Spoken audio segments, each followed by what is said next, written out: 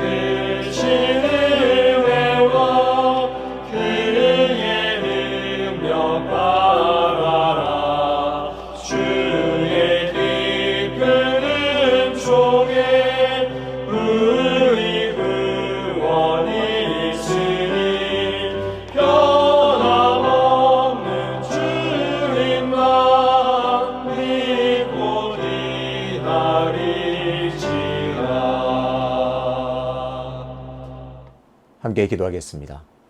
아버지 하나님, 이 새벽에도 주님을 만날 수 있는 은혜 주심을 감사합니다.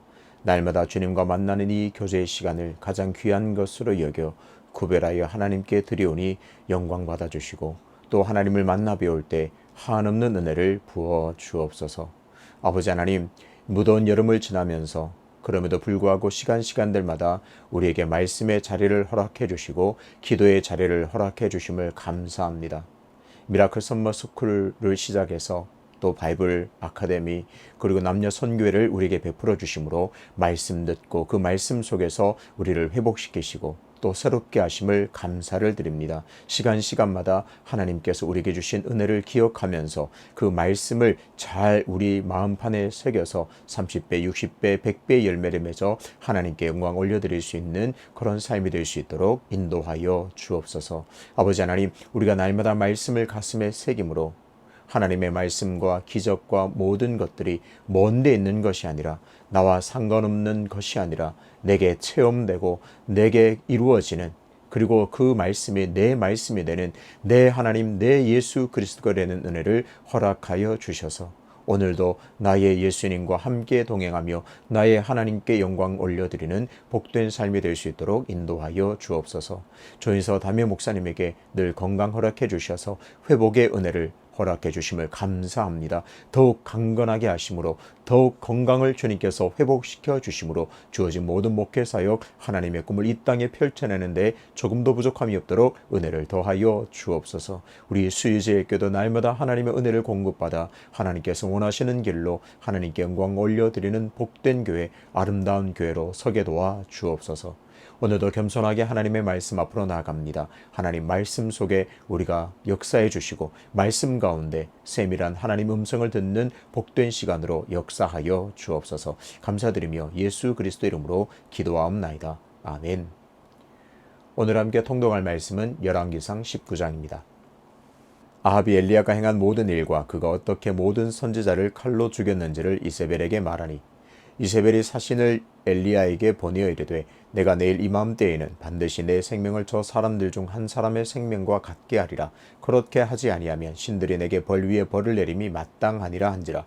그가 이 형편을 보고 일어나 자기의 생명을 위해 도망하여 유다에 속한 브엘세바에 이르러 자기의 사환을 그곳에 머물게 하고 자기 자신은 광야로 들어가 하룻길쯤 가서 한 로뎀 나무 아래에 앉아서 자기가 죽기를 원하여 이르되 여호와여 넉넉하오니 지금 내 생명을 거두시옵소서. 나는 내 조상들보다 낫지 못하니이다 하고 로뎀 나무 아래에 누워 자더니 천사가 그를 어루만지며 그에게 이르되 일어나서 먹으라 하는지라.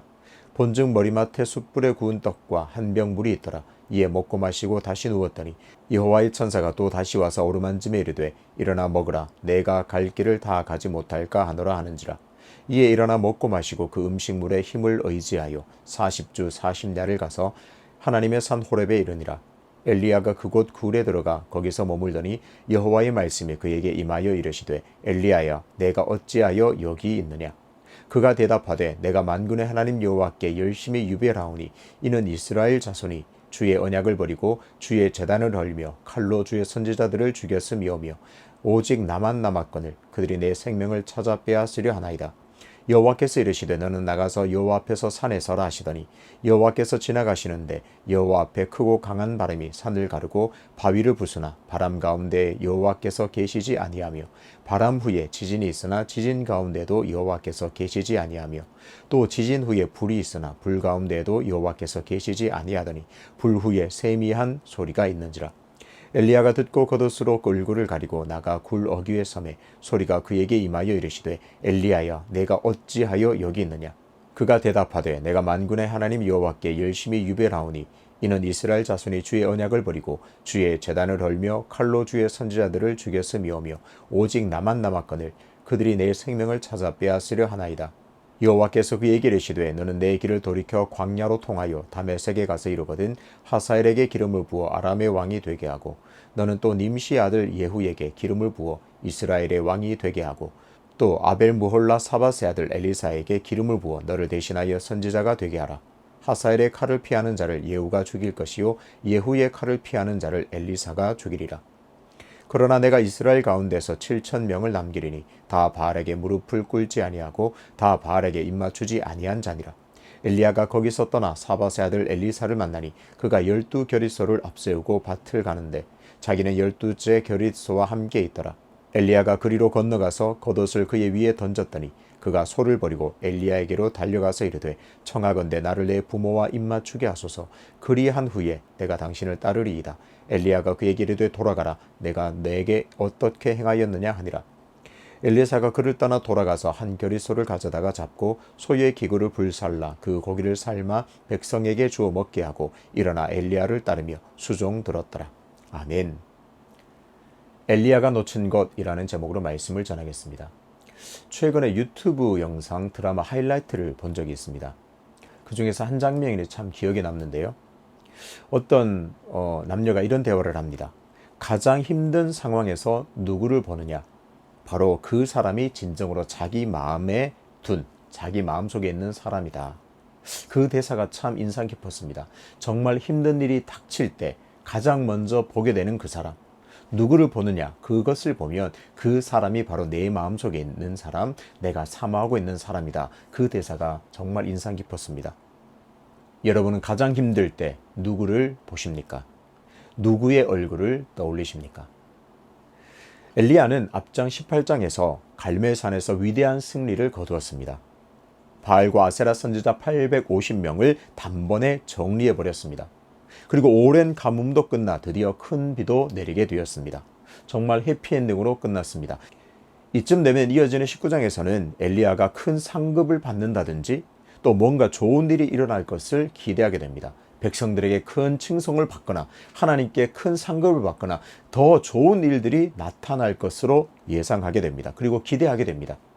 하지만 오늘 본문 앞부분부터 예상과 전혀 다르게 진행됩니다. 아합 왕이 갈멜산에서 있었던 모든 일을 그대로 이세벨에게 알려줍니다. 아합이 어떻게 바알과 아세라 선지자들과 대결을 벌였고 어떻게 그를 죽였는지 다 상세하게 알려주었습니다.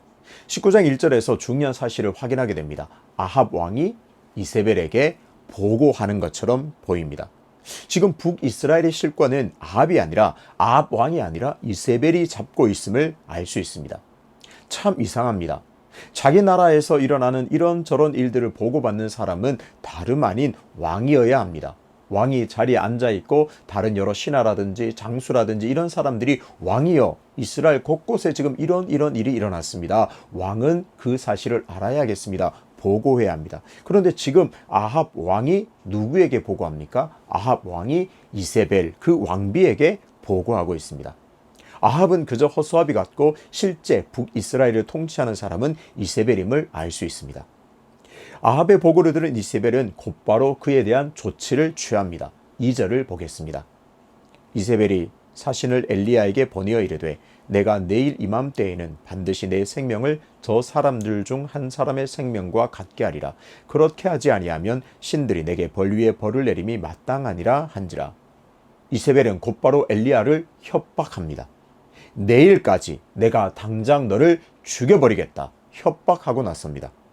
시간까지 구체적으로 밝히면서 반드시 내가 죽이고야 말겠다 협박하고 있습니다. 오늘 우리가 주목해야 할 부분은 엘리야의 반응입니다.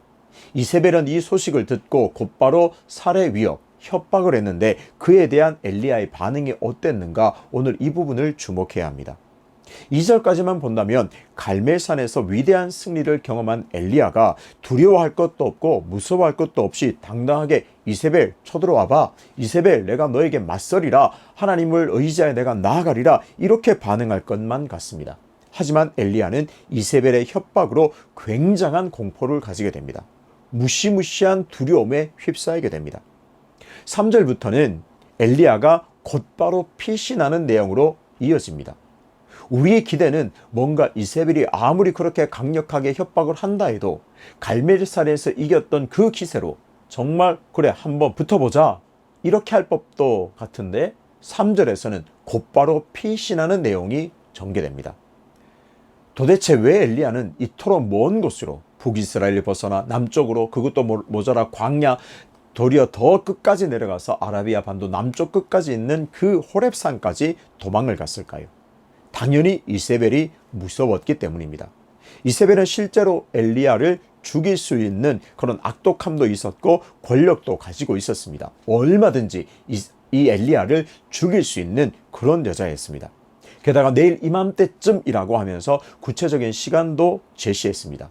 구체적으로 내일까지 내가 당장 너를 죽여버리겠다. 그것이 너무나 두려웠습니다. 그래서 갈멜산에서 위대한 승리도 순식간에 잊어버리고 도망하는 신세가 되었습니다. 어제의 위대한 승리자가 오늘의 초라한 도망자가 되고 말았습니다. 그렇다면 도대체 왜 엘리야는 그토록 이세벨을 두려워했을까요? 한편으로는 엘리야가 이세벨을 두려워하는 것은 너무나 당연한 일이라고 할 수 있습니다. 이스라엘을 바알의 국가로 만들려는 계획을 엘리야가 망쳐놓았으니 반드시 이세벨은 그를 죽이려고 하는 것이 당연합니다. 엘리야가 있는 한 이 이스라엘을 바알의 나라로 만드는 것이 불가능하기 때문에 그렇습니다. 그래서 이 이세벨의 계획대로 이스라엘을 바알의 나라로 만들기에 가장 큰 걸림돌 엘리야는 반드시 죽여야 하는 제거 대상에 들어갑니다. 그래서 이세벨은 그를 정말 죽이려고 합니다. 엘리야는 이렇게 구체적인 이세벨의 살해 위협을 받으면서 놓쳐버린 것이 있습니다. 도망자가 신세가 된 결정적인 이유가 여기에 있습니다. 첫 번째, 하나님을 놓쳐버렸습니다. 엘리야는 이세벨의 악한 힘에 모든 시선을 빼앗긴 나머지 하나님을 놓쳐버렸습니다. 갈멜산에서의 말도 안 되는 대결에서 승리할 수 있었던 것도 하나님의 살아계심 때문이요 하나님이 역사하셨기 때문입니다. 엘리야의 어떤 개인의 능력으로 승리한 것이 아니라 하나님께서 역사하셨고 하나님께서 임재하셨고 하나님의 능력으로 그 모든 대결에서 승리하고 그들을 다 멸할 수 있었습니다. 하지만 지금 엘리야는 바로 그 하나님을 놓쳐버렸습니다. 그래서 길을 헤매고 있습니다. 죽음이 두려워 광야를 지나 호렙에까지 도망하는 신세가 되고 말았습니다. 하지만 하나님께서는 낙심하여 도망자 신세가 된 엘리야에게 찾아오셨습니다. 하나님은 엘리야에게 물으십니다. 어찌하여 네가 여기 있느냐? 참 이 말씀이 참 가슴을 아프게 합니다. 엘리야야, 어찌하여 네가 여기 있느냐? 네가 있을 곳은 여기가 아니다 이 말이죠. 왜 여기까지 와서 이렇게 도망하는 신세가 되어서 왜 여기 있느냐 물으십니다. 엘리야는 자신이 하나님을 향한 열심이 유별했음을 토로합니다. 하나님 아시지 않습니까? 내가 하나님을 향한 열심이 너무 유별합니다. 그래서 하나님을 위해서 온갖 헌신과 충성과 모든 사역을 감당했습니다. 하지만 그 결과 지금 죽게 되었습니다. 그렇게 자신의 신세를 토로합니다. 그러면서 아주 중요한 말을 합니다. 10절입니다. 그의 마음의 본질이 담긴, 그의 마음의 핵심이 담긴 그 말을 합니다. 10절입니다. 그가 대답하되 내가 만군의 하나님 여호와께 열심히 유별하오니 이는 이스라엘 자손이 주의 언약을 버리고 주의 제단을 헐며 칼로 주의 선지자들을 죽였음이오며 오직 나만 남았거늘 그들이 내 생명을 찾아 빼앗으려 하나이다. 엘리야는 이렇게 말합니다. 하나님, 오직 나만 홀로 남았습니다. 이 사실을 계속 강조합니다. 두 번째 엘리야가 놓쳐버린 것은 바로 동력자들입니다. 이스라엘 자손들이 다 하나님을 떠났지만 나만 홀로 남았다 말합니다. 하나님, 이스라엘이 보니까 다 하나님을 버리고 다 하나님을 떠나서 바알에게 전하고 바알에 그런 충성하는 자들이 되었습니다. 그런데 나만 홀로 남았습니다. 너무 외롭습니다. 나만 홀로 있나이다 고백합니다. 14절에서도 나만 홀로 남았다 똑같이 말합니다. 엘리야는 계속해서 나만 혼자 남았다고 강조하지만 하나님께서는 바알에게 무릎 꿇지 않고 바알에게 절하지 않는, 입맞추지 않는 자가 7,000명을 내가 남기겠다 이렇게 말합니다. 엘리야야, 너 말이 잘못됐다. 너 말이 틀렸다. 나는 바알에게 절하지 않고 바알에게 입맞추지 않은 자 7,000명을 남겨두겠다 말씀하십니다. 7,000명을 남기겠다는 말은 무슨 말일까요? 최소한 지금 바알 신앙에 굴복하지 않은 자가 7,000명 이상이라는 말이 됩니다. 그 중에서 내가 최소한 7,000명은 남기겠다 이 말이 됩니다. 그리고 계속해서 엘리야는 나만 홀로 남았다고 말하고 있지만 이 말은 사실이 아닙니다. 엘리야 자신도 이 말이 잘못됐다는 것을 알고 있습니다. 이미 18장에서 하나님을 경외하는 이 오바댜가 엘리야에게 선지자 100명을 숨기고 그들에게 양식을 공급한 사실을 말했습니다. 엘리야도 그 사실을 똑똑히 들었습니다. 열왕기상 18장 13절입니다. 이세벨이 여호와의 선지자들을 죽일 때에 내가 여호와의 선지자 중에 100명을 50명씩 굴에 숨기고 떡과 물로 먹인 일이 내 주에게 들리지 아니하였나이까. 오바댜가 엘리야에게 말합니다. 선지자시여, 내가 선지자 100명을 숨겨서 먹인 일을 듣지 않았습니까? 라고 말하면서 그 사실을 확실하게 엘리야에게 말했습니다. 그러니까 엘리야가 어떻게 알고 있습니까? 아, 바알에게 전하지 않는 여호와의 선지자가 많이 남아있구나 라는 사실을 알고 있습니다. 그런데도 지금 엘리야는 계속해서 오직 자기 혼자 남았다고 말합니다. 다 떠나버리고 다 바알에게 굴복해서 오직 나만 남았습니다. 이렇게 말하고 있습니다. 사람은 시야가 가려지면 사실을 제대로 볼 수도 없고 제대로 된 판단도 내리지 못하게 됩니다. 지금 엘리야는 이세벨이라는 너무나 강력한 악의 힘에 눌려서 하나님도 보이지 않고 동력자들도 보지 못하는 상황에 처해 있습니다. 엘리야와 비슷한 상황이 초기 교회에도 일어났습니다. 스데반은 성령 충만한 가운데 사람들에게 복음을 담대하게 전했습니다. 진리가 선포되자 그 설교를 들은 사람들이 마음에 찔려 사람들이 돌로 스데반을 쳐 죽이려고 했습니다. 하지만 돌에 맞아 죽을 위기에 처한, 그런 위기에 직면한 스데반의 반응은 참으로 놀랍습니다. 사도행전 7장 55절 56절입니다.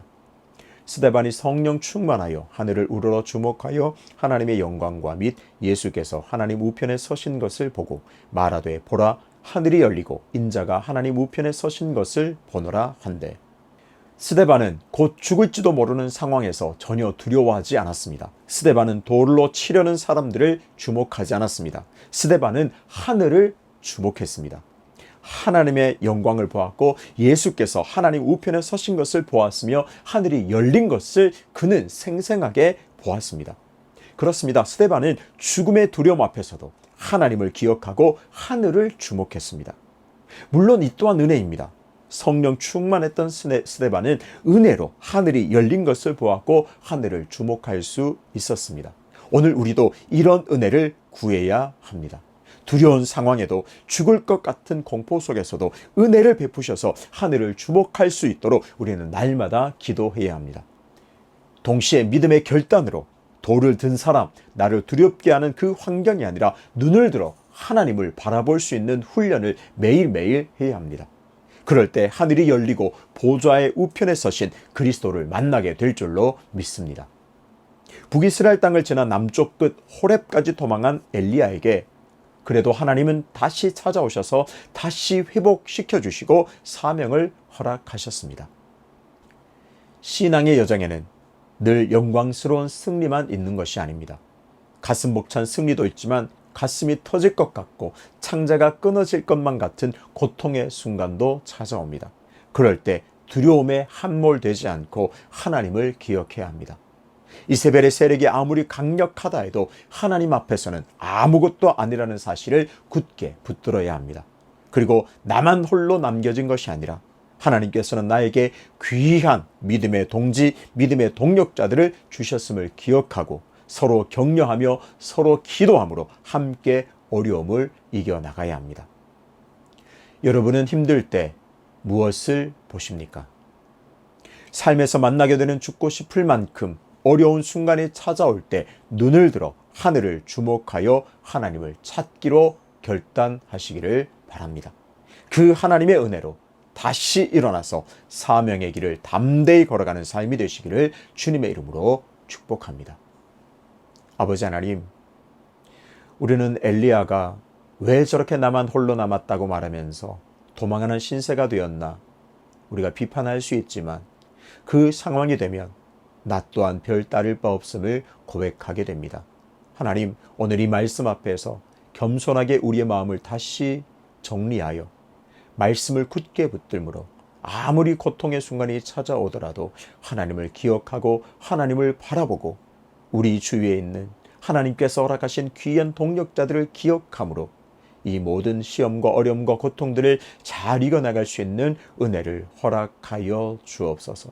우리의 삶의 순간순간 하나님을 놓쳐버리는 어리석음을 날마다 깨우치고 회개함으로 말미암아 날마다 하나님을 기억하고 동력자들과 함께 신앙의 긴 여정을 승리함으로 나갈 수 있는 은혜의 은혜를 허락하여 주옵소서. 연하여 주님 가르치신 기도로 기도하오니 하늘에 계신 우리 아버지, 아버지의 이름을 거룩하게 하시며 아버지의 나라가 오게 하시며 아버지의 뜻이 하늘에서와 같이 땅에서도 이루어지게 하소서. 오늘 우리에게 일용할 양식을 주시고 우리가 우리에게 잘못한 사람을 용서하여 준 것 같이 우리 죄를 용서하여 주시고 우리를 시험에 빠지지 않게 하시고 악에서 구하소서. 나라와 권능과 영광이 영원히 아버지의 것입니다. 아멘.